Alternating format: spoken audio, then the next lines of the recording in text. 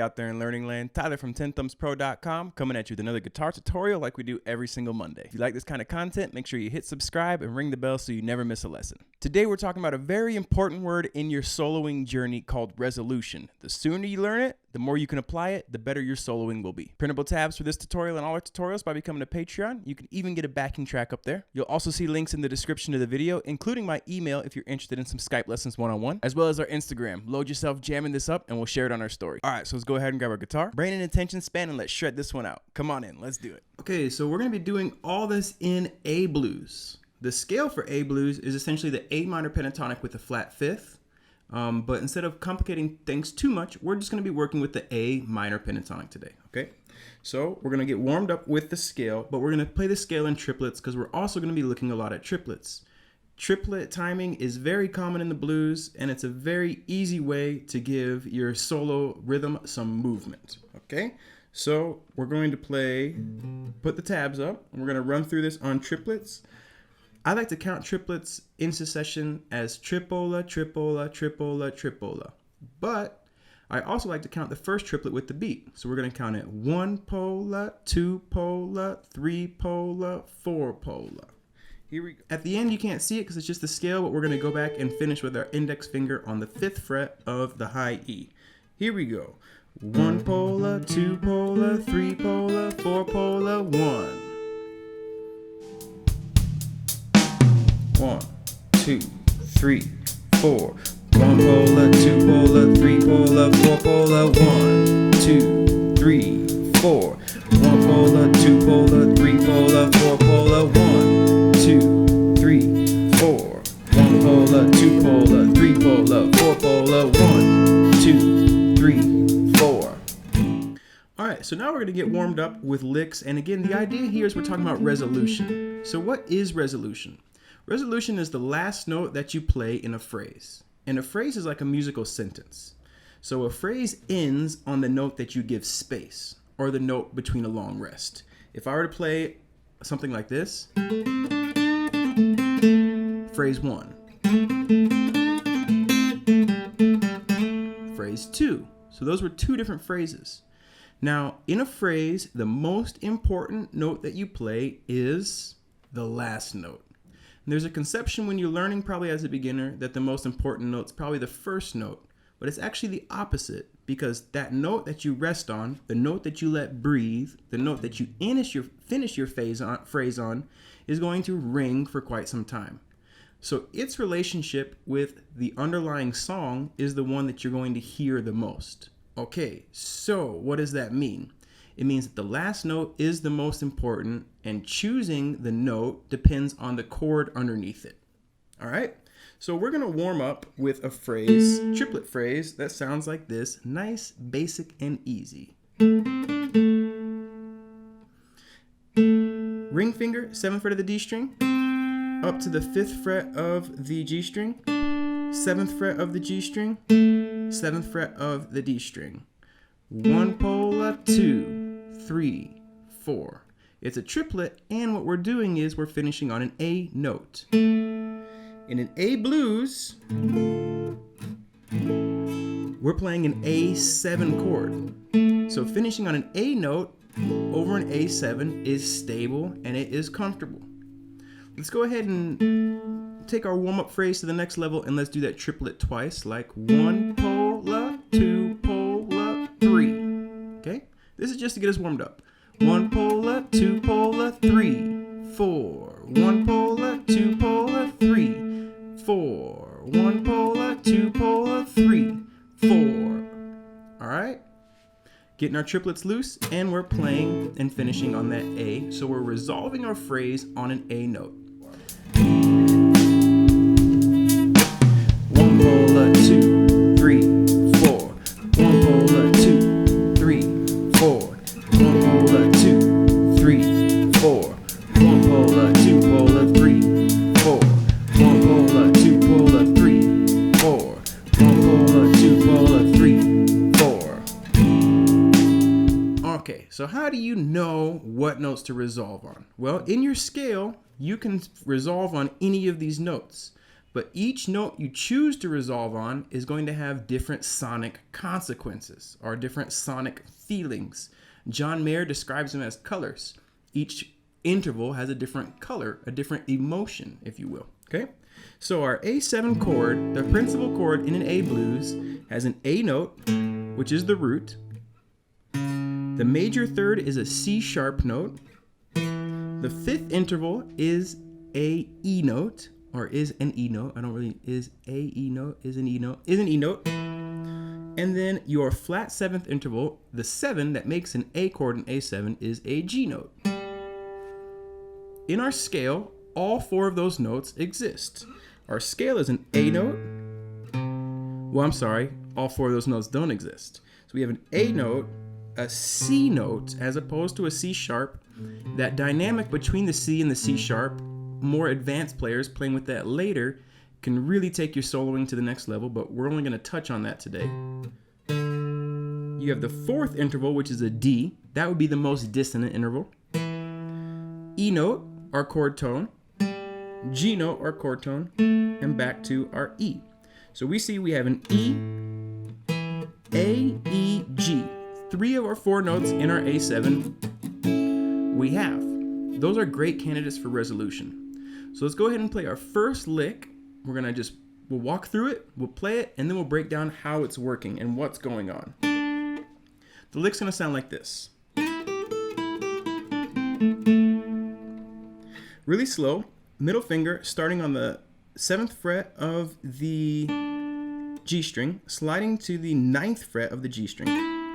That's the first hit in our triplet. We're gonna drop down and play 8 and 10 on the B.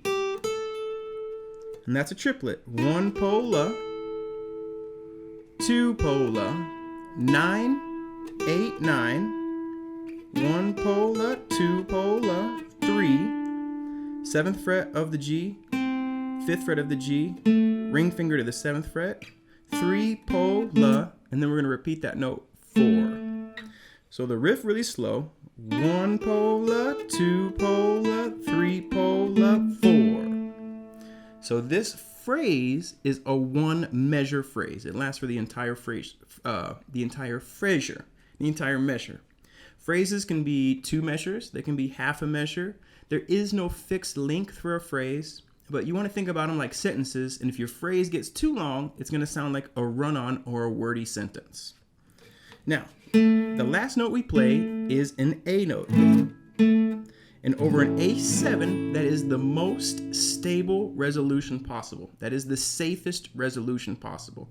We used our scale, we thought about the chord underneath, and we resolved to that note there. The safest note in both the scale and over the chord. All right, that's what's known as a stable resolution. And it's gonna sound great, but if you resolve only over the A note, it's gonna sound overly stable and somewhat boring. It's like only eating vanilla ice cream or only having cheese pizza. The other ingredients, you don't maybe wanna have too many of them, but it's good to mix it up. One more time, the riff. 1 pola, 2 pola, 3 pola, 4. Notice how I'm keeping this finger down. That makes that riff a lot easier. Okay, our second, well, let's go ahead and do this to a backing track real quick so you can see how that sounds against this A chord and you can hear their relationship. 1, 2, 3, 4. 1 pola, 2 pola, 3 pola, 4. 1, 2, 3, 4. 1 pola, 2 pola, 3 pola, 4. 1, 2, 3, 4. 1, 2, 3, 4. 1, 2, 3. All right, phrase number 2, we're going to go ahead and play, and we're going to resolve on the E note. The E note is the 5th interval of the A chord, and it is the second most stable tone there is. All right? The 5th interval of your chord, when you can match it with the scale, is very stable and very safe. So then we get similar riff, 1 pola, 2 pola, everything's the same so far, 3 pol. Instead of going to the A string, we're going to go back to the 7th fret here, la, and then on the 4th beat, we're gonna hit and slide up instantly 7 to 9. This here is an E note as well. That is the 5th interval, and it is a very safe and stable resolution. So here we go, nice and slow. 1 pola, 2 pola, 3 pola, 4. One more time. 1 pola, 2 pola, 3 pola, 4. A little quicker without counting. Now, blues doesn't have to be quick. Don't automatically assume, like there's this thing with language speaking where people think that if they speak Spanish faster, they sound more fluent because that's what they're hearing. You're going to sound much more fluent when you speak clearly and concise. It's the same way with guitar. Your guitar doesn't sound better if it's faster. It sounds better if it's more fluent and concise. Once you feel good, if you can play fast and it's fluent and concise, that's great. But if you play fast and it's disorganized and sloppy, it doesn't have any value, okay? The same way with speaking another language. If you speak really fast, but no one understands you, that's not actual fluency. 4, 1, 2, 3, 4. 1 pola, 2 pola, 3 pola, 4. 1, 2, 3, 4.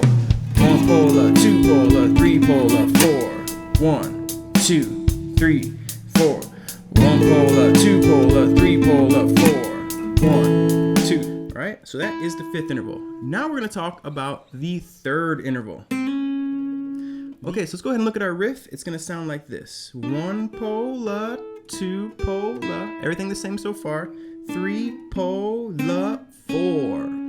Little different there. We're going to hammer on from the 5th fret to the 6th fret with our middle finger. Then we're going to play it again. All right, now playing the major third in blues is usually a passing tone. So normally, if I were to do this, I would go ahead and resolve down to that A, but I want you to hear it against this chord, and I want you to understand kind of what it is. So our riff, really slow. 1 pola, 2 pola, 3 pola, 4. One more time. 1 pola, 2 pola, 3 pola, 4. Now again, I would probably do something like this. 1 pola, 1 pola, 2 pola, 3 pola, 4. That's a little more typical blues phrasing to hit that major third and resolve on the root, but I want you to hear it against this A7. So one more time. 1 pola, 2 pola, 3 pola, 4. The reason it sounds a little dissonant is because we're playing the major third in the minor scale, which is a little unsettling when you resolve on it, but it still sounds good against our A7 chord. All right. 1, 2, 3, 4. 1 pola, 2 pola, 3 pola, 4. 1, 2, 3, 4. 1 pola, 2 pola, 3 pola, 4. 1, 2, 3, 4. 1 pola, 2 pola, 3 pola, 4. 1, 2. One more note, and this note is not stable at all. This note is the flat 7th. This is the note that makes that A7 an A7, changes an A chord to an A7. And your ear really, really wants to move off this chord, which means it feels like it's not resolved. It feels dissonant. It feels like it needs to move. It feels unstable. So when you do resolve on it, then you're like, a little tense. Ooh, ooh.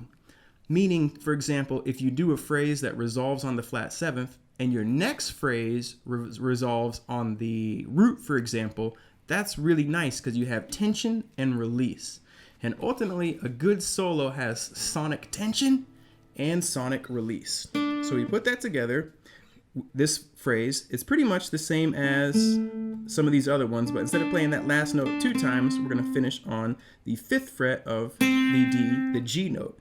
So really slow, we get 1 pola, 2 pola, 3 pola, 4. Very dissonant, right? 1 pola, 2 pola, 3 pola, 4. I played the lick wrong.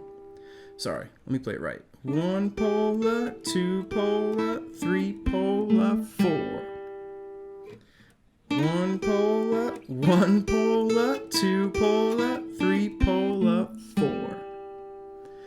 watch what happens really quick before we play this one over the backing track. I'm going to do, the first time I'm going to resolve on this G note, and the next time I'm going to do the same exact riff and resolve on this A note. Watch how pleasing and gratifying it is.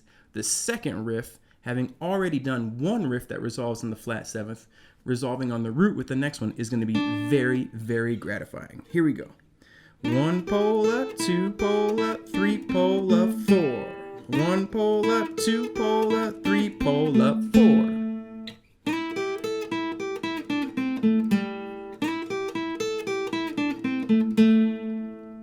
All right, so that's kind of how it works in the grand scheme of your solo.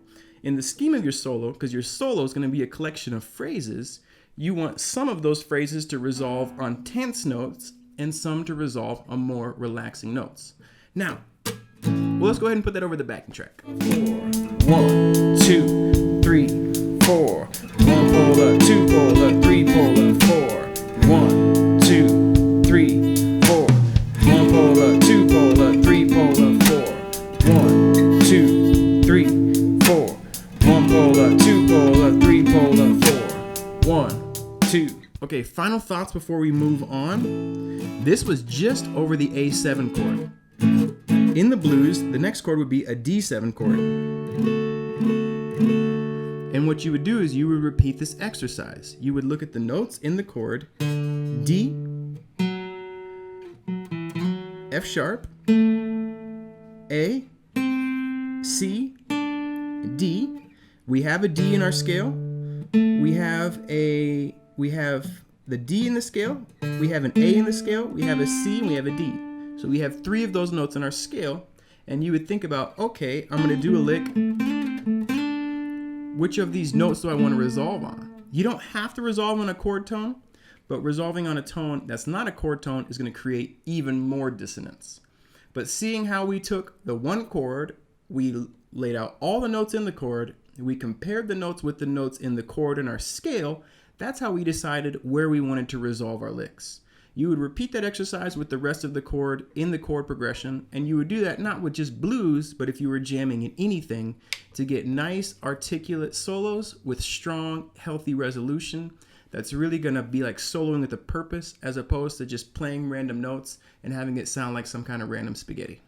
All right, beginners, there you have it. That is blues resolution, that is guitar resolution, and that is how to make your solos sound good. Rock and roll. Hope you dug it. Thumbs up for this video. Keep on rocking and rolling. Until next time. Take care, everybody. 4, 1, 2, 3, 4.